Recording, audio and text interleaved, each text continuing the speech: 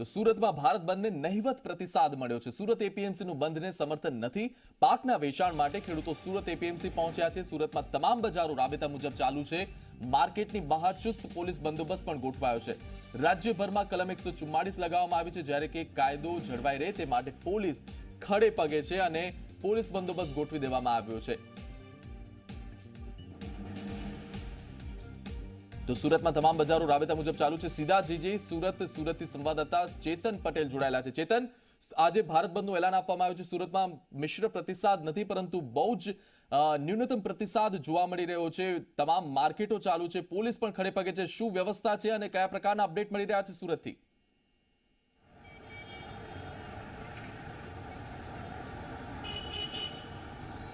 જી ચોક્કસથી આજે જ્યારે ભારત બંધનું એલાન આપવામાં આવ્યું છે તેની નહીવત અસર સુરતમાં જોવા મળી રહી છે। ખાસ કરીને આપ જે દ્રશ્યો જે જોઈ રહ્યા છે તે સુરતના એપીએમસી માર્કેટ બહારના દ્રશ્યો છે, જ્યાં ગત રોજ એપીએમસીના જે ચેરમેન છે રમણભાઈ જાની, તેમના દ્વારા એક જાહેરાત કરવામાં આવી હતી કે એપીએમસી માર્કેટ શરૂ રાખવામાં આવશે। સવારે 6 વાગ્યાથી અહીં ખરીદ વેચાણની જે કામગીરી છે તે અહીં શરૂ કરી દેવામાં આવી છે। સાથોસાથ આપ સીધા દ્રશ્યો જોઈ શકો છો, પોલીસનો પણ અહીં ચાપતો બંદોબસ્ત ગોઠવી દેવામાં આવ્યો છે। એસીપી, પીઆઈ, ડીસીપી સહિતના તમામ જે અધિકારીઓ છે તે અધિકારીઓ અહીં બંદોબસ્તમાં જોતરાયા છે। ખાસ કરીને જેસીબી સહિતના તમામ અધિકારીઓએ એપીએમસી માર્કેટમાં ફૂટ પેટ્રોલિંગ કરી તમામ પ્રકારની જે પરિસ્થિતિ છે તે પરિસ્થિતિનો તાત પણ મેળવ્યો છે। સાથોસાથ જો વાત કરીએ તો મીરી બજાર, હીરા બજાર પણ આજે શરૂ રાખવામાં આવશે, ત્યાં પણ પોલીસનો ચાપતો બંદોબસ્ત ગોઠવી દેવામાં આવશે। બીએટીએસની સેવા પણ આજે રાબેતા મુજબ શરૂ કરી દેવામાં આવશે। અને ખાસ કરીને મહત્વની વાત છે કે ઓટો એસોસિએશનના પ્રમુખે પણ મહત્વની જાહેરાત કરી છે કે તેઓ બંધને સમર્થન નથી કરી રહ્યા।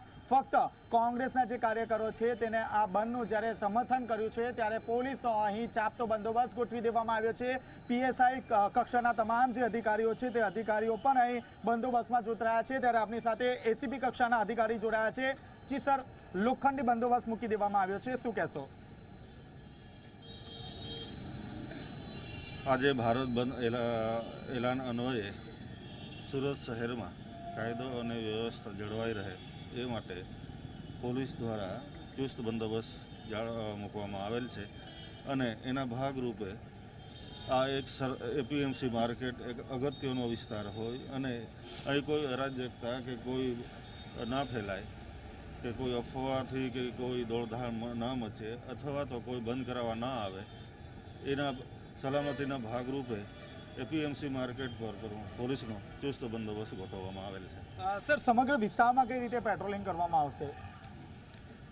સમગ્ર વિસ્તારમાં અલગ અલગ પોલીસની ટીમો છે જે પેટ્રોલિંગ ફરે છે। અલગ અલગ જગ્યાએ પોઈન્ટો મૂકવામાં આવેલ છે અને પરિસ્થિતિને ધ્યાનમાં રાખીને એ પ્રમાણે અમે પેટ્રોલિંગ રાખ્યું છે। સર, અસામાજિક તત્વો દ્વારા જ્યારે એપીએમસી માર્કેટ બંધ કરાવવા અહીં પહોંચશે ત્યારે કયા પ્રકારની કામગીરી કરવામાં આવશે, કયા પ્રકારનો ગુનો નોંધવામાં આવશે? નહીં, એ તો સમય આવે ત્યારેની વાત ત્યારે છે। અત્યારે હાલમાં અમારો બંદોબસ્ત છે, રાબેતા મુજબ બંદોબસ્ત કરી રહ્યા છીએ અને અમે કોઈ પણ આવશે તો વિવેકપૂર્વક એમને અહીંથી હટી જવા માટે અને જે કંઈ કાર્યવાહી થતી હશે કાયદાકીય જોગવાઈ મુજબ એ પ્રમાણે અમે કરીશું।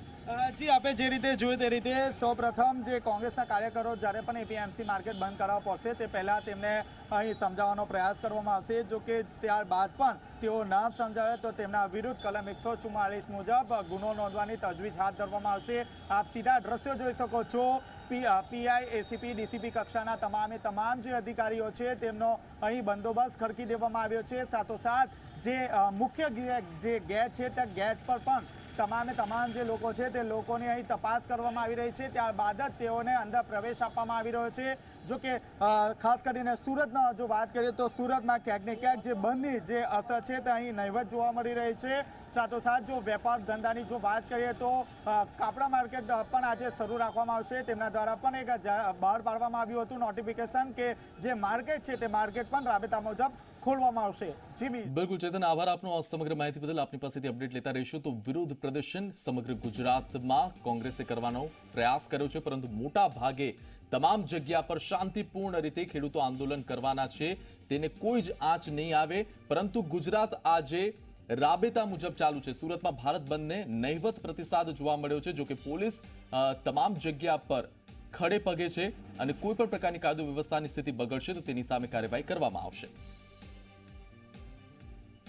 ના એલાન અનુસંધાને સમગ્ર સુરત શહેરમાં અને સેક્ટર 1 વિસ્તારમાં ચુસ્ત પોલીસ બંદોબસ્ત ગોઠવવામાં આવેલો છે.